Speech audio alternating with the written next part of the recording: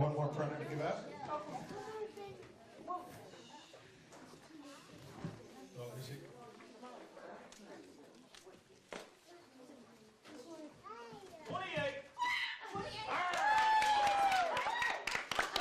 We wanted the I guess printer. nobody's got 28. You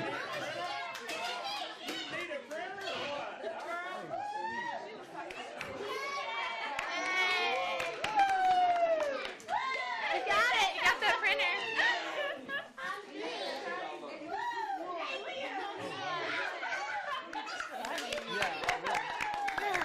Okay, last but not least, we're going to do the youth panel.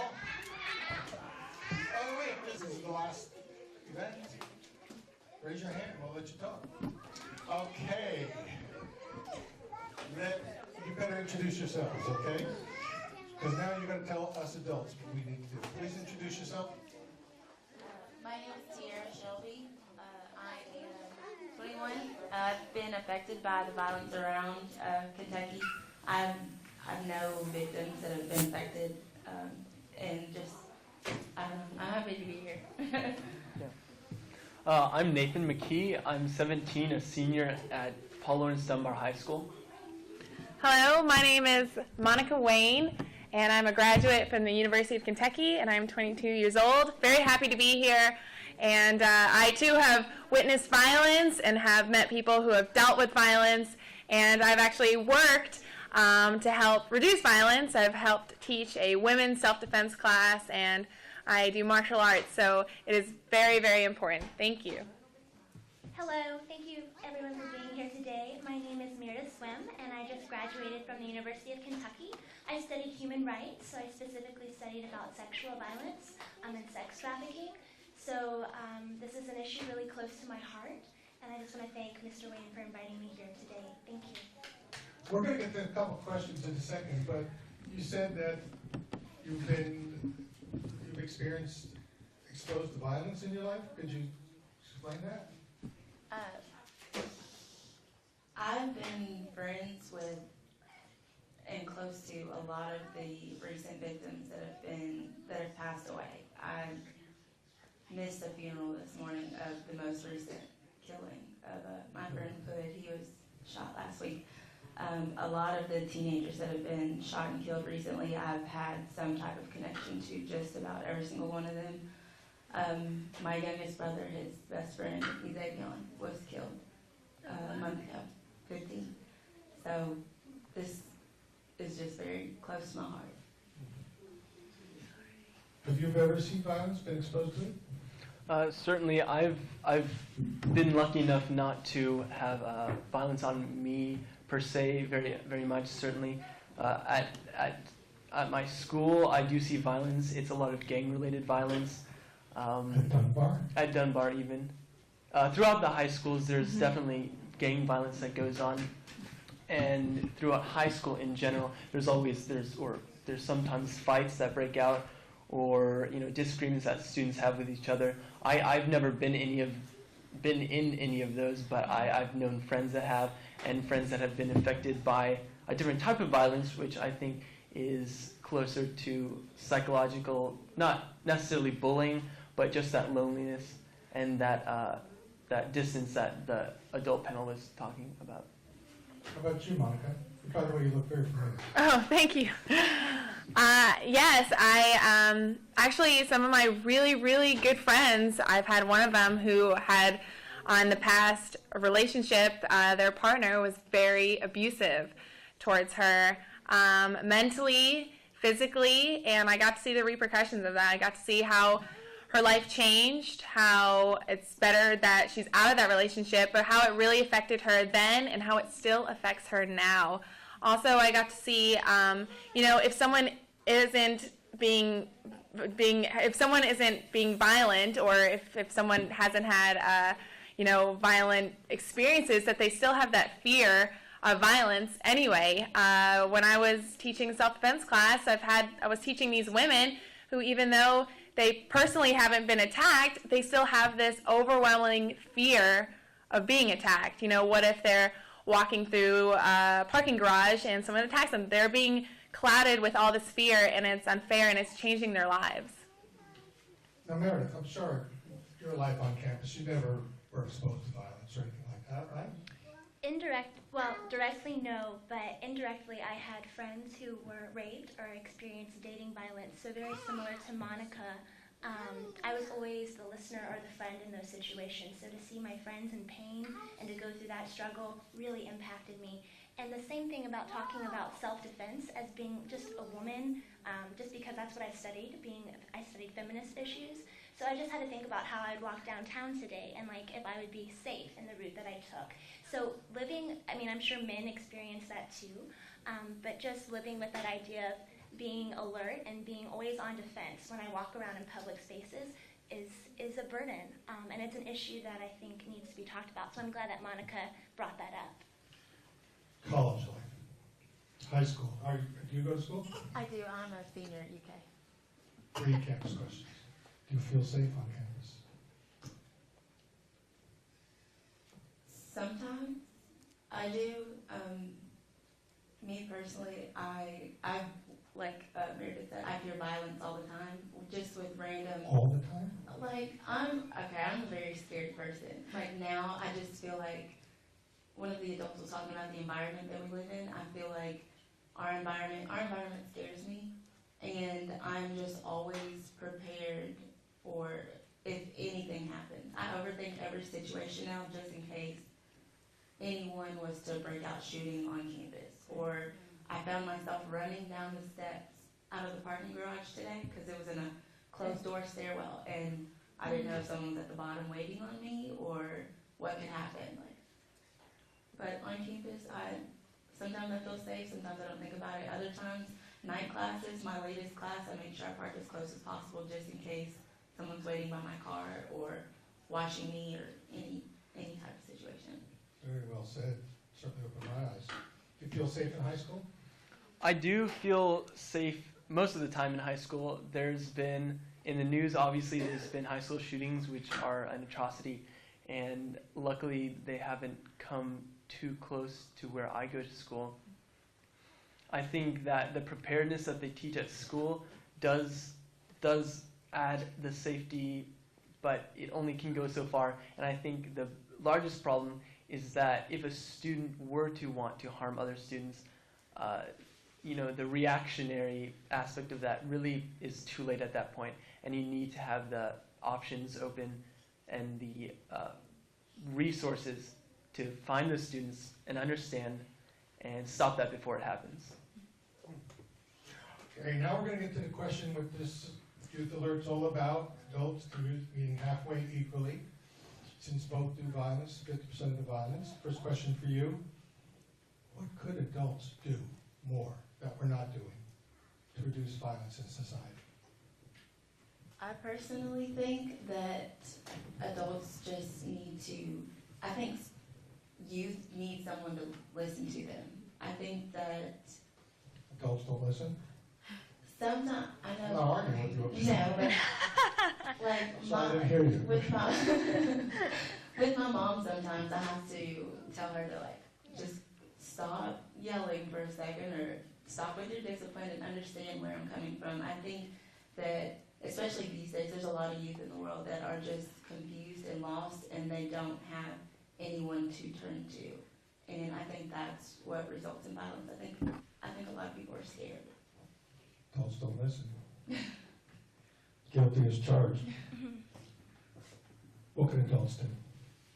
I also agree that there's definitely the not listening part, and that is in my high school experience at least, and with my friends, that I wouldn't say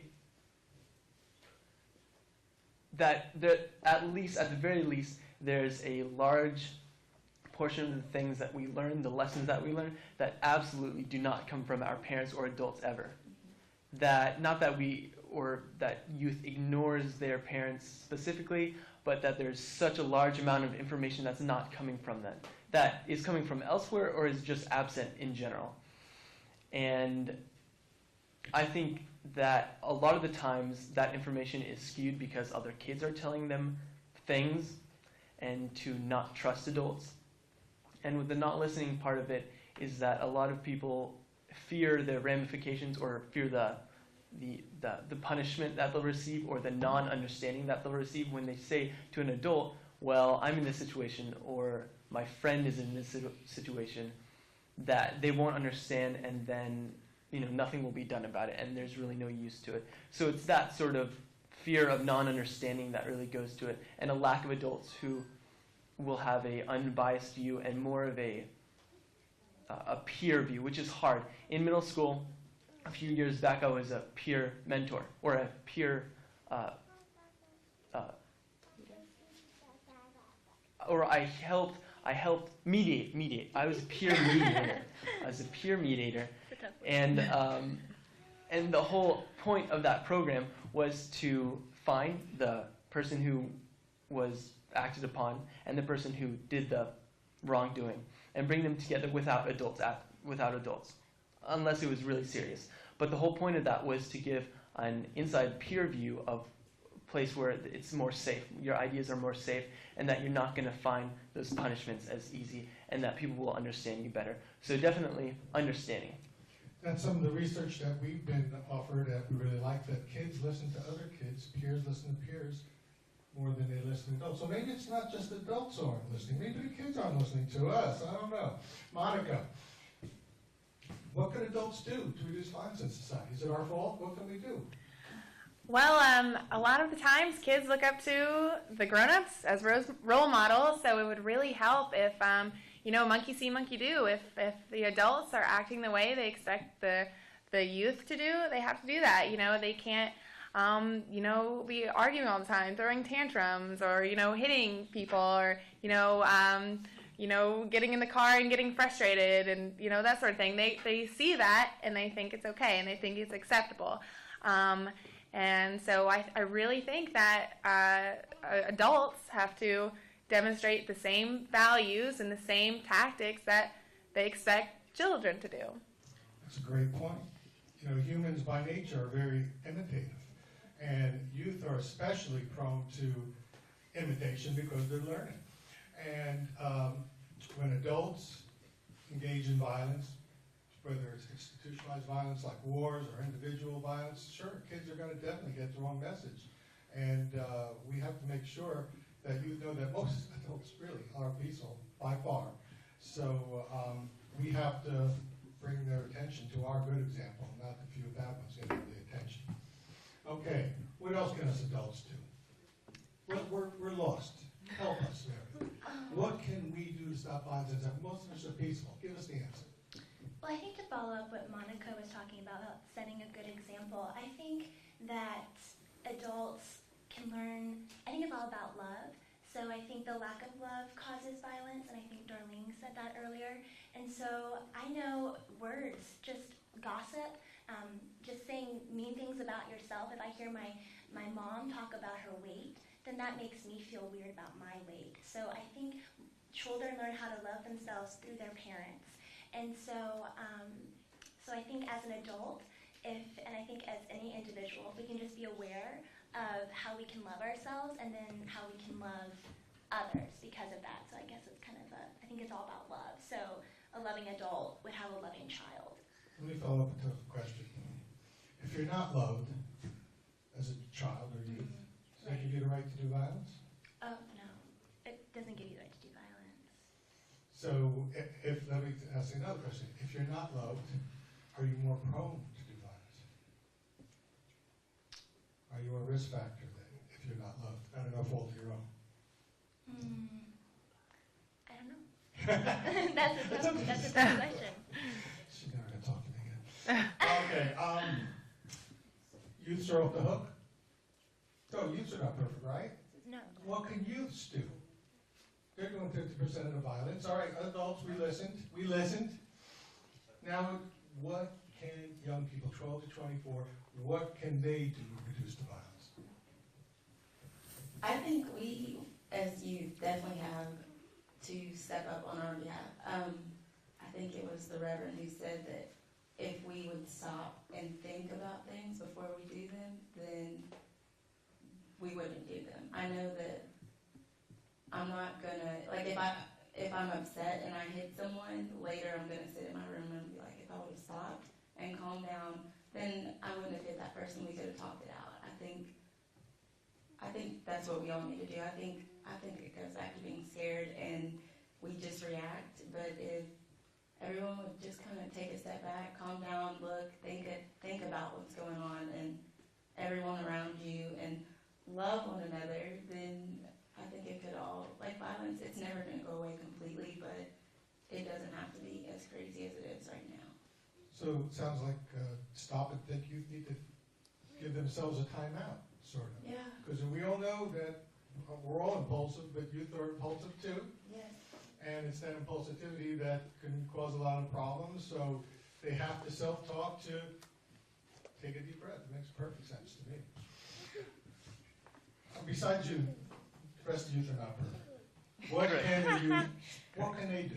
What do they bring to the table? I would like to put it into a more specific area rather than just speaking about the orb of violence, and that is that when, for example, when you're going to have a fight or when you're going to hit somebody, you're not thinking about really much of anything. You're not thinking about the consequences, and you're not, maybe you're thinking about can you hit them, and are they going to beat you up? So it's very specific, and I think that it's hard for people to take a step back, certainly, and it does go to that base reaction of what would you do when you had that knee-jerk reaction. So rather than saying I have to take myself away from this situation because that's often very difficult to do, I think it's also good to have alternatives that you turn to in that knee-jerk reaction. And that goes towards being taught how to, rather than hit somebody, that's being taught to, let it go. Or right then say it's not worth it, and then forget about it. And not have outside forces saying that, yes, you have to hit them, or yes, you have to do this, or you're not proving yourself. It's a combination of many factors that really need to be driven into somebody, or not driven in, but definitely taught at a foundation. But going back to your question of what can youth do, I think that an important aspect of it is to find a way to take responsibility as you're doing it and before you do it, and to understand that there are alternatives rather than violence. Self-control. Dealing with self-control. You said that, not that we're driven, is this something they could teach themselves, this sort of self-control, or is it something that adults have to teach you? I think it is something that someone can teach themselves, but it's far more difficult. Like anything else, if you want to do something, or if you're stuck in a corner and there's no way out, and I think there's an aspect of willpower and ability that everyone has to teach themselves something, but it's radically more difficult to do that. And schools can teach it as well as parents, and parents certainly need to teach it. Great. Makes sense to me. What can you do? I think us as kids, we kind of need to change what's cool. Maybe like, man, I have a gun. That's totally cool. Like, that's not, we should change that. That's not cool. It's not cool that you beat up that other guy to show that you're tougher than them. That's not cool. We got to change what we think is awesome. We can change that to opening the door for somebody. I don't know. That's pretty lame. But we can make that cool. That's something we can do. So we kind of have to switch it up a little bit. Yeah, we're watching all these we're watching TV shows and films, with these really like suave people, kicking butt, but we kind of need to change what's acceptable, and as a group or community or with your friends, what is awesome and what can be applauded. Changing attitudes in youth, is it possible? Definitely. Attitude in youth changes every year or month, whether it's with clothes, toys, technology, music. We are very fickle. So. Okay, you're on campus. What can youth do to make this world a safer place? I think be kind to one another. I think about emotional support from them, they do listen to me, and I think they're wise. And I also know adults that are wise. So I think it's the same idea of like just redefining cool. Let's be kind to each other and be intentional. With me, I think of gossip. Like before I want to share something that I've heard, or before I post a Facebook status, like is that feeding negativity or is that feeding positivity? So I think it goes to words and actions. And yeah, just being kind, being kind to people. Kill them with kindness. Kill them with kindness. Works every time. Yeah. One last question for this panel. One word answer. We're going to end on a positive note. The solution. What is the solution to the problem of violence? One word. I'll give you time to think about it. Is that enough time? Okay, let's go. One word. Solution. World peace. One word. No pressure. So much pressure.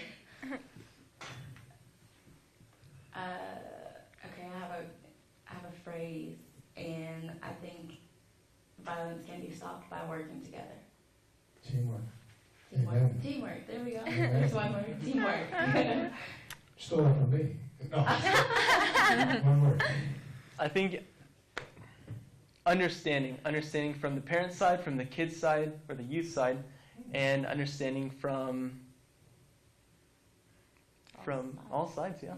Understand it. You guys are as good as the adults. I'm kidding. It's good stuff. One word. What's the solution? One word. It's 2 words. Right. Rising above. I think. Rising above, turning the other cheek. I heard that somewhere before. If you get the last word, well, actually, I'll get the last word. What's the solution? I would say self-love, loving yourself. So you can love Self-respect, self-esteem. We heard a lot of that too. Can't argue with that. Brilliant. Brilliant. Thank you so much. Thank you. One word. Thank you so much. Solution? Morality. Thank you so much for coming. Thank you for coming to YouthAlert. We're event. It's super important to work all the time, but thank you so much for coming, and we'll be back very shortly. And we're going to run some videos and look for us in a couple weeks or months right back here. Bye-bye. Thank you. Thank you.